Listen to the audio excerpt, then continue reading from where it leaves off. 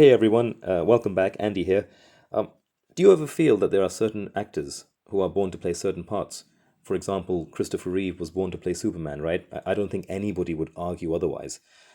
In fact, I know people say that for them, Henry Cavill is their Superman. The modern generation, at least, probably have that impression, and that's fine.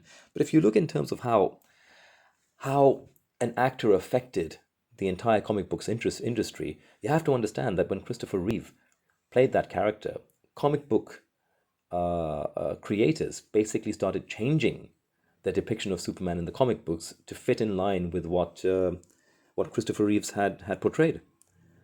I think with Henry Cavill, his portrayal was too dark. But look, that's just my opinion, right? That's just my opinion.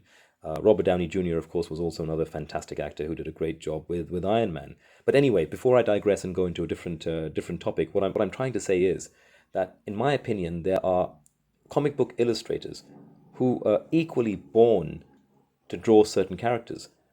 In fact, they're so good that whatever work they do on that character is then cemented in history as being the definitive work for that particular comic book. In my opinion, I think Ron Frenz is one of those illustrators. He's one of the all-time classic greats, and his work on the Mighty Thor, I think, if it hasn't already gone down as one of the greatest runs, art runs on any comic book, it definitely deserves to do so, because just from this just from this image alone that you're seeing right now, the way that he has portrayed both the Hulk and the Mighty Thor in battle is absolutely fantastic. How often do you see this in modern comic books? Look, I'm not blind. My eyes are open. And look, there's great artwork out there, even now. Fair enough. I'll concede to that point.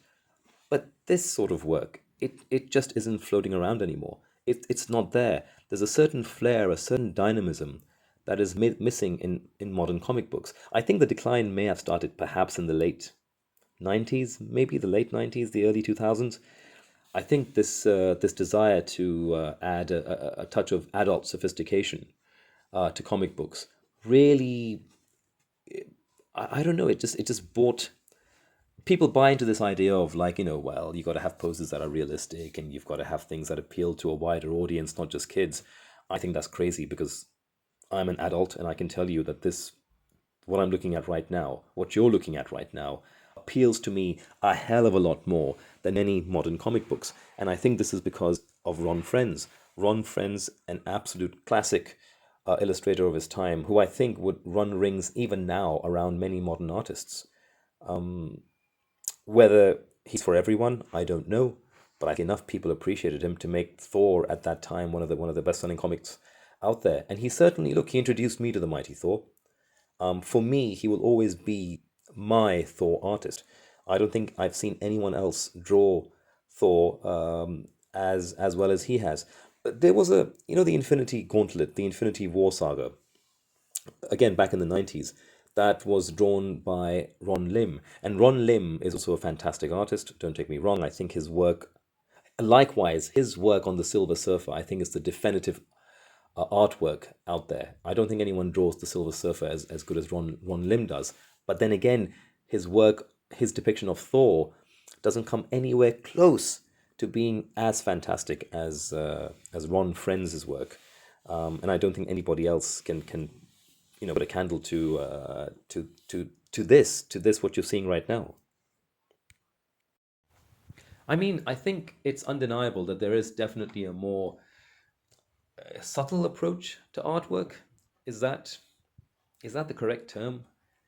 I mean, what I'm trying to say is that there was a very bombastic, almost fantastical style that and Jack Kirby exploded onto the scene.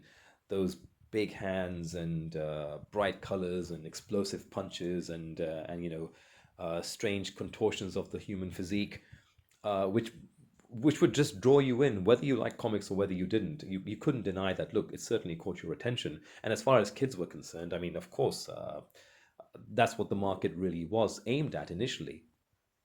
So yeah, it was bright, it was bold, it was colorful, and it was big. I think that's what it is. Comic book art, was just big in, I think, in all respects. And certainly in the past two, three, well, in the past 2 decades, I think things have dulled down a little bit. I mean, where do you find art like this anymore? Where do you see depictions of mighty Thor wielding his hammer in such a fantastic pose? I don't see it. I don't. I mean, maybe I'm going to the wrong places. Maybe my eyes are closed at particular times and I just miss it. You know, it's like you blink and miss. But this stuff was prevalent. It was everywhere in the 80s and 90s and the 70s, I suppose. But certainly during the 80s, yeah. So what happened? Why this change? And I can only imagine this because they wanted to make the comics a little bit more. I use that word. I use that word with caution. Sophisticated. They people might have thought that, look, this artwork appeals. It's too kiddie-ish. It's too apparently cartoonish. They want something a little bit more subtle, and hence the artwork became more watered down. But as far as I'm concerned, I think, look, as an adult, I can appreciate this perhaps even more so now than I did as a child. But as a kid, when I was reading comic books, this is the stuff that drew me in. And I think that if you're a comic book fan, whether you're a child or an adult, it doesn't make a difference. Good art will always hook you in. In fact, I think whether you like comic books or whether you like superheroes or whatever, great art will, just from a human perspective, it'll draw you in, it'll grab your attention. You won't be able to look away. Whether you want to read the stuff, that's besides the point. The real point is that, do you notice the artwork? And I think that Ron Frenz is definitely an artist that, whether you like his style, whether you don't, you'll notice him. A bit like, I suppose, Rob Liefeld, whether you like his artwork. I myself am not a huge fan. I don't think he's the worst artist on the planet, but I've never been a huge fan of Rob Liefeld. But it is undeniable that he is a very interesting artist. And not so bad. If you look at his run on Hawk and Dove, it wasn't bad work. It was pretty dynamic, pretty smack you in the face kind of artwork. I think from that period, if you take Todd McFarlane, and people, of course, always hail him as a legend, right? The legendary Todd McFarlane. But I mean, his artwork, in terms of how realistic his facial expressions, contortions, everything was, it wasn't. But look, again, it's the kind of slap you in the face art, right? It grabs you, shakes you really hard, and it pulls you in. I think we need that back. I think we need more Ron Frenz type of artists coming in who not only had uh, sophistication to their artwork. You can't deny that this is a very, very, very good pose, but also had that sort of cartoonish quality that appealed to all ages, whether you're a child or an adult or a really old person, whoever. This is, as far as I'm concerned, this is artwork of the highest caliber. Whether you're talking, classic Renaissance art, or whether you're talking about modern art, if you put everything together just in terms of visual significance, this is visually very, very impressive. Anyhow, back to the idea of great Thor artists, and their comparison with Ron Frenz. Another great one who had a fantastic run on Thor is the very revered Walter Simonson, who had a pretty long run on Thor, and I think did a very good job. No doubt about it. I mean, you have to respect him for having a good, decent run and for making the character, a lot more accessible. But again, it depends. Every person has their own favorite artist, right? And for many people, it might indeed be someone like Walter Simonson, with whom they associate Thor. And he might be that generation defining artist that sticks in your mind forever. That's fine.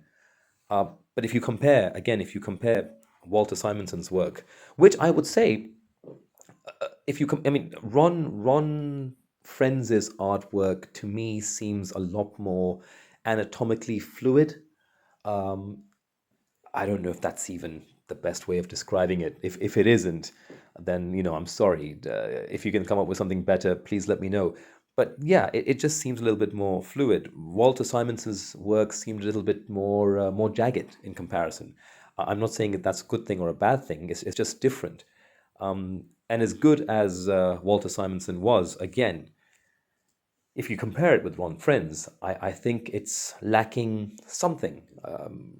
I don't know exactly what it is. Perhaps it's just, what art do you prefer? What method of art do you prefer?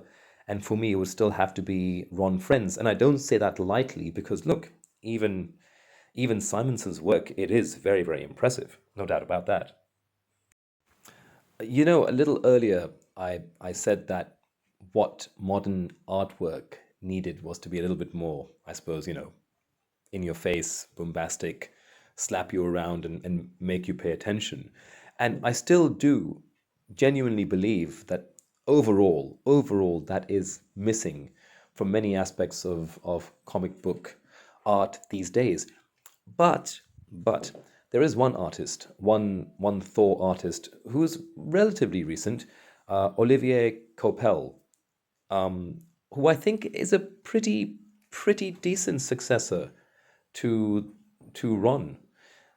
Again, if you this image is an impressive image. It has the added bonus of, I suppose, modern coloring, sort of software, uh, better ways of inking, printing things through. I mean, let's not forget that there is technological differences and advancements in the way that art has progressed over the years. These are advancements and benefits that modern artists have that people like Ron Frenz, perhaps at the time he was doing Thor, wouldn't have had. And if you put them in the same timeline, then you have to ask, how much difference would the artwork be that Olivier Coipel has produced here? But with everything being said and done, I have to admit that this is a pretty good rendition of Thor. He looks mighty. He looks pretty fluid, and he looks pretty dynamic. So it's not all bad. It's not all bad. Again, though, and I must stress this, you put Ron and you put Olivier at the same time, at the same place, with the same tools, and I still reckon that Ron would come out on top. In my opinion, he is still the definitive Mighty Thor illustrator. Not taking anything away from Olivier or from Walter. Again, great artists in their own right. But for me, I think the buck stops at Ron. And, you might think differently. Let me know if you do. If there's any other great artists who I've missed who you feel are actually the definitive illustrators for Thor, let me know in the comments below. And listen, guys, as ever, at the end, this is my this is my opinion, right? It's my review of things that I saw at my time as I was growing up, and I could be getting it all wrong. But listen, if you agree, that's great. If you don't agree, even better. It's good to have differing opinions, right? One man's meat is another man's poison, that sort of thing. Look, as ever, thank you very much for listening in. Like and subscribe if you will, and I look forward to seeing you in the next one. All right, take care.